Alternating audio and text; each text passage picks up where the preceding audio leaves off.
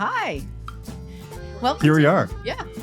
Welcome to another episode of Good Fat Life and downtown Brighton. Downtown Brighton. That's Place to be. Yeah, it is. So it's just such a different energy. This is really, really awesome. Like we've got the blues music playing in the background. You've got everybody walking by. It's a really cool buzz. It is. And so I just want to do a shout out to Wayne Media for making this all possible. Super right? cool. Yeah, it is. So what do you want to talk about? Yeah. So I know I was kind of excited. I don't know if you've ever done this before, but I've always had people that have like wanted to come in and take over my podcast and start asking me questions. And has anybody ever done that to you? No. No? I mostly do it to them when I'm a guest, and so it's kind of like a bad habit. Yeah. No. I'm a bad guest. So I'm curious, like, how did this all start? Which Good Fat Life in general. Good Fat Life. It was, I do business coaching. Yeah. And strategic planning, and I'm a CFO for small companies. And there was some people that I had met that we just really clicked, and we wanted to do something together. And so one of the guys was a nutritionist chiropractor, and he was seeing like 500 people in his practice week. And he said that so many people were sick because they weren't eating enough good fat. And so we said, well, maybe that's the business we should do. Because one of the other guys was a product developer, is we should develop a good fat snack. Because, really, good fat, it's olive oil, avocado, nuts, salmon. It's not stuff that's easily transported. You can't put it in your pocket and go. And as you know, You don't put salmon in your pocket? no, I've tried avocados. I seriously have, Jason, and they end up smushed. Right. And so we just thought, well, let's do that. And so we did. And we spend hundreds of hours in research, and we worked with Michigan State, their product development group, which is world class, and developed a good fat snack. And if you pay attention to snacking, people snack. That's how people eat in the world today. And it's not just Americans, it's all over the world. Well, because we're busy, right? And you Oh. want something quick and on the go, but then there's Right. not really a healthy option. No, and I looked at thousands, literally. My partner Terry DeParin and I is the product. We looked at thousands of snack bars, and the majority of them are just fast food, right? Yeah. It's just fast food, bad ingredients, and you think you're doing yourself a favor, but you're not. It's packaged as healthy. Yeah. So anyway, and I've even been sucked in after knowing all this. I'll see great marketing, and I'm like, oh, this is it. And then I buy it, and then I really read it, Get into it. and then it was like, no. So that's kind of, and then I found that people who cared about eating good fat also cared about, they wanted education. It's like thinking good thoughts and surrounding yourself with good people, and how do I manage my blood sugar, and how do I manage my cortisol, and all of those things. And so I'm an educator by, nature. Yeah. I'm a college professor, and I just love the whole education thing. And so it just morphed into that. It's so cool how something can happen and just spin out of a conversation. And it's Right. like just by saying there's not enough good fats, and then how you've turned that into a whole platform. Exactly. And so, and that's also one of I think the cool things about life and about different stages of life is, not being locked into anything, because you never know. How many times in your life has something that you did when you were a teenager, or a young adult that's serving you now? And I say this all the time, when I was in high school, there was one or two things I wanted to be, and I either wanted to be a psychologist or a sports journalist. Oh yeah. And if you look at things now, I didn't go that route. I looked at school to be a psychologist was far too long than I either could invest or spend in school doing that. And so I started going this journalism route, and then I got into sales. And I stopped school in general because I got good at that. And now, all these years later, I'm coaching, and most of it is that mental, that psychology, that diving into the, beyond the surface and human behavior. And then look what we're doing, with this podcast. I'm at 230 podcast episodes now, and it's like interviewing, and it's all the stuff that I dreamed of doing, but it's like it's pivoting, right? It's like it's how it's coming out of that box, and your experiences prepare you. And it's also adjusting to the way the world is, because people listen to podcasts, right? Yeah. And so I think this is 244 or 245 for me. That's so cool. And I mean, it is. It's just, there's so many amazing people in this world doing amazing things. But one of the things I'm finding, especially for women, and I'm not going to speak for men because I don't know, is that we've been conditioned that we need to have permission to do things. Like we're waiting for permission, from our teachers, from our parents, from our bosses. And, I'm kind of like, no, right? Here's the fairy wand. I give you permission. Give me the permission. I love that. And so, like with the magazine, we spend a lot of time, and we don't tell people what to do. That's not our job.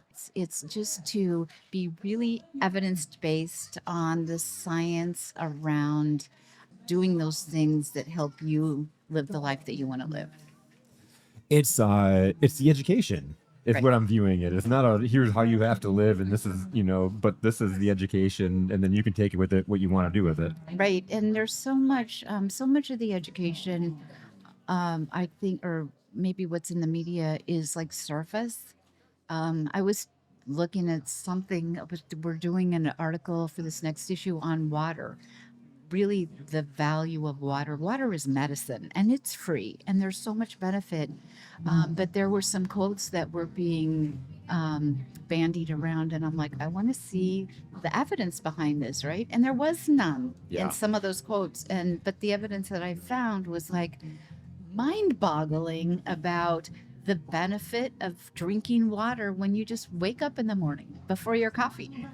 Right? It's the first thing I do when I wake up is drink a bottle of water. And I had read that somewhere. I'm not even sure where now at this point, that the first thing you should do is drink a bottle before drinking coffee, before eating breakfast. It's the first thing you should do. Right. It's because we are dehydrated through the night. And if you stop and you notice, how do you feel after you drink that water? Oh, I feel awake. I feel alive. Yeah. Right. And then you can have that delicious coffee that you have, right? The coffee comes next. Exactly. And as my nutritionist tells me, she says she's guzzling the water as the coffee is percolating, right? So, I mean, it's those little things, but we look for the science around that. So it's like, yeah, that's a great thing to suggest, but is it really valuable? I mean, what's the real science around it? And there's evidence, and then you get to make your own choice. It's not.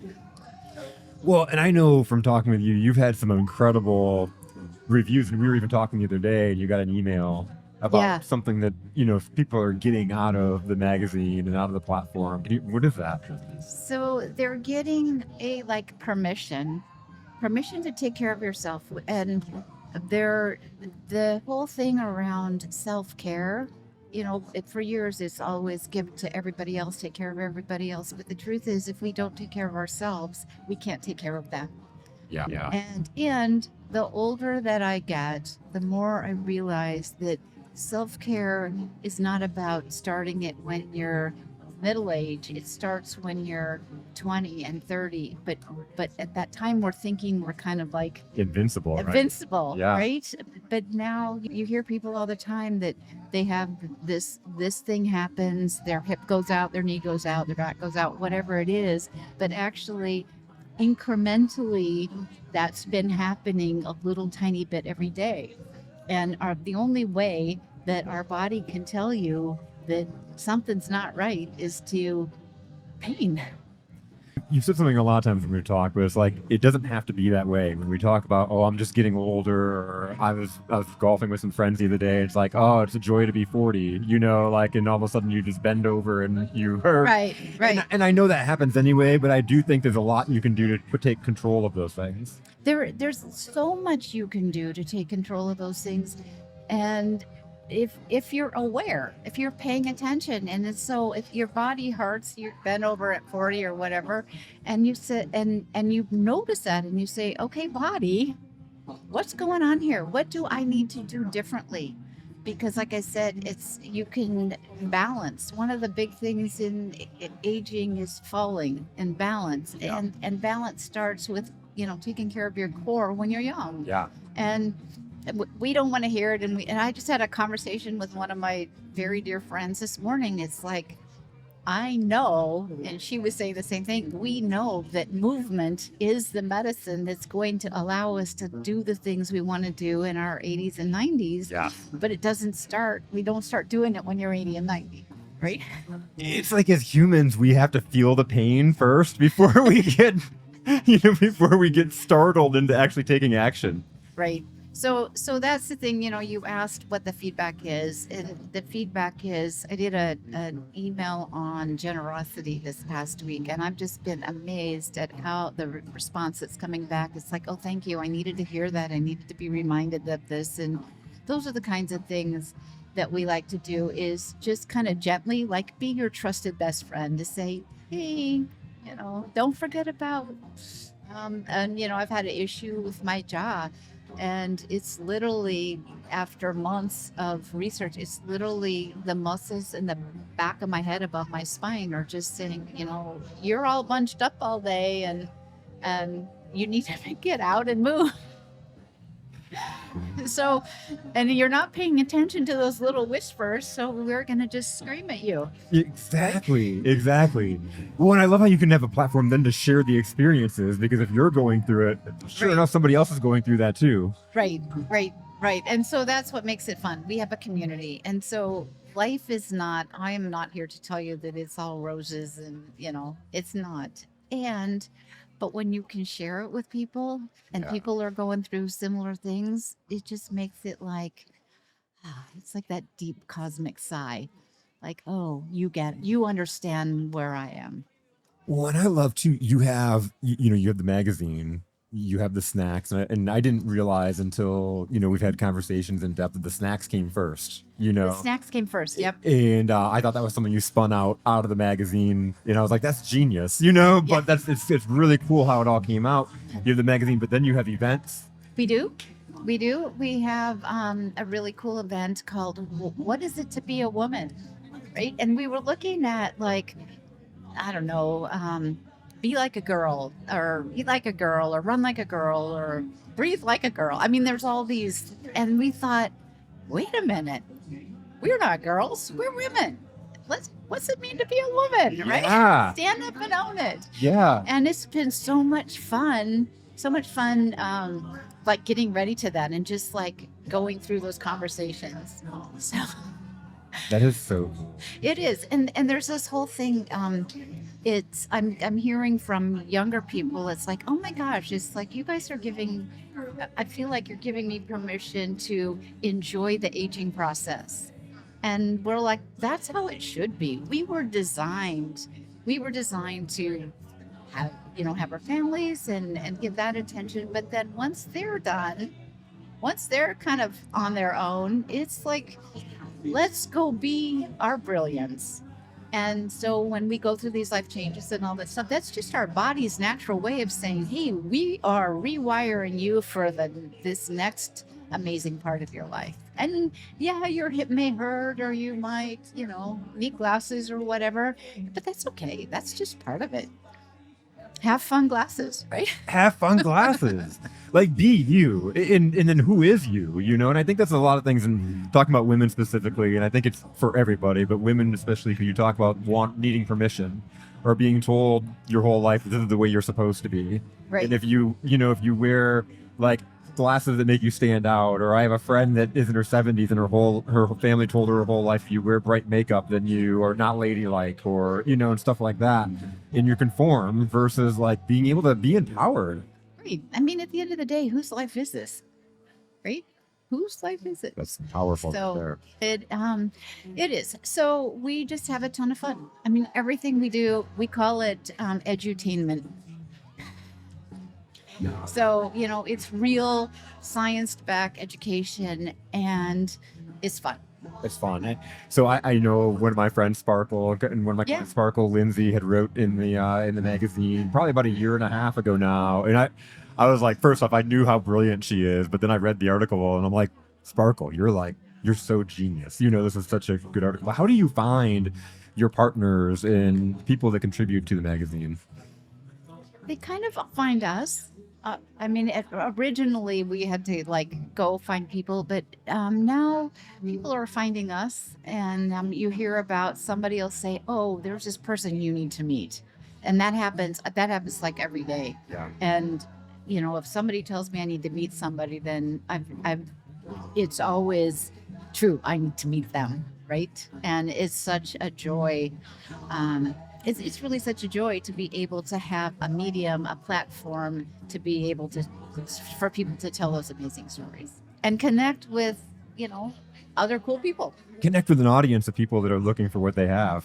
Right, right. And so I like to say, we like to connect people, like amazing human beings, because we're all amazing. Just if the fact that you're here on this planet means you're amazing. When you look at the odds of you being here, right? It's Yeah. like billions. Yeah. So we really like to take and help amazing people meet people who are providing, amazing products and services together. And to say it in a way that somebody's looking for that, they can hear it, right? So, because sometimes you can hear, well, I just recently heard that people need to hear things like 53 times Yeah. before it sinks in. Yep. But oftentimes it's not just that you hear the same thing over and over and over, you hear it a little bit different. For one, your perspective in the way you change, you grow. Have you ever read a book and it's changed, or you're like, oh my God, how'd I miss this part in this book? Yeah. Right. Right. But I used to take my team. I in my leadership days before I started my business, and I had a team I'd take out to motivational speakers. Like they had the Yes seminars here locally, and I'd take them out and we'd go to dinner afterwards, and I'd be like, "What'd you get out of that?" And my people would always be like, "Oh, when he said this one thing, I've never heard that before. That was so amazing." And it was like, I say that like every day. Like, how did you not hear that? But then somebody comes along and says it a different way, and all of a sudden it sticks out. They've heard it so many times. It takes us to hear that many times. Before it's kind of like, yeah. By the way, this is my favorite Beatles song. I love this. I'm a huge Beatles fan, period, but this is one of my favorite songs. This is a good one. I'm like, So it's kind of like, yeah, distracting. Let It Be is mine. I love Let It Be. You can't go wrong with that one. Have you seen the interview that Paul McCartney does in the car with I can't remember what his name is. I'll send it to you. What is it? Yes. So he's in the car and he's being interviewed, and they take him through like his life and stuff like that, and he talks about writing this song. Uh-huh. Oh my God, it is absolutely beautiful. I like sob every time I watch it. I've watched it now on replay so many times. Oh my gosh. But he's like talking about his mom came to him in a dream. There's just, you got to watch it. Very touching moment, and just an authentic moment that's like, wow. Okay. All right. I will check that out. To take your podcast off into the Beatles. I think that's kind of the magic of like being down here, It's right? really cool. This is really cool. Is one of the big things that we love about being in Brighton is just the community and the people, and so here we are, kind of like right in the middle of it. When you asked me to come down, I'm like, I'll be there. Well, I live around the corner, so so I'm like, I'll be there. Chances are, anyways. Yeah, I'll swing by. Whether I want to be or not, I'll be here. Yeah, exactly. But it's this community. We live in a phenomenal community, in just this downtown, this main street. But then to be able to come down for events like this, and shout out to Speakeasy for putting this together. This is really awesome. It is. Well, anything else you want to know? Yeah. So, what is one of the most breathtaking feedback that you've ever gotten about somebody reading the magazine or someone being a part of the community? I think it wouldn't be just one thing. Yeah. It would be the let's say general feedback. The most constant feedback is just like, people need that moment need that reminder. It's like, thank you for reminding me to pause, or to giving me information that I just didn't know. I just didn't know. In a way that wasn't too scientific, but I was able to your say to hear that, and so I've made this change, and it really feels good. So It's so cool, and they can take it on their own time. It's not, they can read, right, they can pick it up and read that magazine at any point. right, or listen to a podcast, and like when we have the events. It's the community that comes together. I mean, the events are amazing, and we always have great information and all of that. But truly, to me, the value of events is to have a safe space where people can come together and have conversation with other people that are experiencing the same kinds of things they are, and maybe they see it a little different, or there's a little different perspective, or you have the opportunity to, like I said, make a new friend. Have you noticed since COVID that community piece has been even more important in people's lives? Yes. And I've also noticed that we got into kind of a rut during COVID. And so it's still stepping into that. So, yeah. And, when I get like the feedback I got the other day from one of the podcasts, one of the nonprofits, because we always do a nonprofit, at least one during our quarter, and featured in the magazine is, oh my gosh, that exposure got us dozens of people wanting to know more. And that always makes our heart sing. In fact, my husband read one the other day, and he goes, oh, I'm like, oh, that's what you're doing. Isn't that cool? Because I don't know about you, but sometimes we put our head in the sand and we go to work and we're doing this thing and we don't necessarily see it until you get some kind of a feedback like that. Somebody show you, you're like, oh my God, this is what I'm doing. I'm putting somebody on a platform, and now they're getting recognized for the difference that they make in the world. Right. And so it feels so good to be able to do that. It's like, wow, that's the whole point, is we're building a platform so people can tell their stories, share their stories. You're a story guy. It's a huge story guy, yeah. I don't know if stories or data was sold. When you look at it, and I've been in sales my whole career, and it took me forever to really realize what it was that I was doing. Even I was coaching and mentoring people and changing people's lives from a mentor standpoint, but it took me running my business to really dive in and understand how much stories have meant to my whole entire career. Yeah, they do. And I had my milestone class reunion last week, right?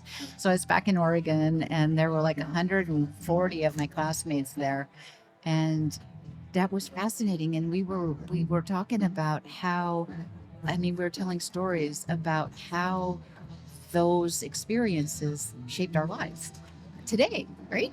All these years better. Yeah. And one nice thing I will say about go to your milestone class reunions, because everybody's nice. Isn't that funny how things change over the years? Yeah, they've gotten to, and it's like there aren't snarky people. They don't, all that stuff that happened in high school kind of stayed there, and we laugh about it now.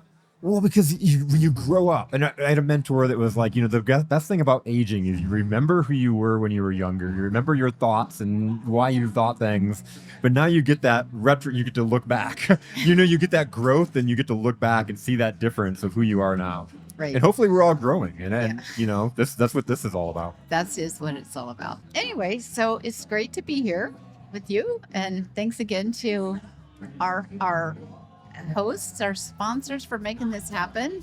Absolutely. And shout out to Adam. Yeah, shout out to Adam and Connor. Yeah, he can't hear us. Oh yeah, I was gonna